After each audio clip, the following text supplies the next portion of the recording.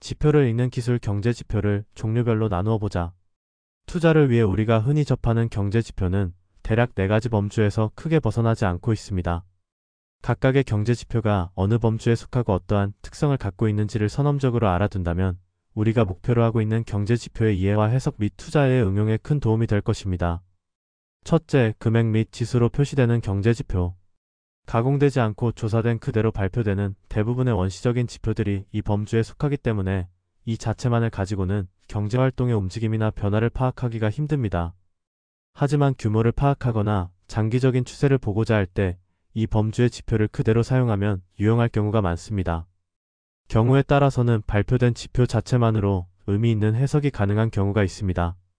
예를 들면 새롭게 늘어나거나 줄어드는 부분만 발표하는 신규 고용자 수나 목적에 맞게 조사된 지수 등이 그것입니다. 한편 지수로 표시되는 경제지표는 금액으로 표시되는 경제지표와 그 성격이 대동소이하나 단위를 통일하거나 분석 목적에 맞게 항목을 통합하거나 분해해서 알기 쉽도록 만든 지표를 말합니다. 서베이 지수는 글자 그대로 실제로 조사해서 얻어진 결과를 지수화해서 나타낸 경제지표입니다. 이것은 실제 설문이나 전화조사를 통해서 지표를 작성한다는 측면에서 앞서 언급하였던 번 항목의 지수로 표시되는 경제지표와는 성격이 다릅니다. 실사에 의해 만들어진 경제지표는 국민경제의 대표적인 경제 주체들이라고 할 수 있는 가계 및 기업의 심리 상황이나 경제활동을 정량적 퀀티테이티브이 아닌 정성적 퀄러테이티브로 측정하기 위해 만들어집니다. 또 실사지표는 업황이나 경기가 좋다, 나쁘다와 같은 주관적인 상황들에 대한 판단을 수치화하여 작성합니다. 따라서 별다른 가공 절차를 거치지 않고서도 이 지표의 흐름을 통해 각 경제 주체의 경제 상황에 대한 전망이나 지출 및 투자 계획 등을 알 수 있습니다. 대부분 실사지수는 심리지표로서 실물 경제 흐름의 선행지수 역할을 하기도 합니다.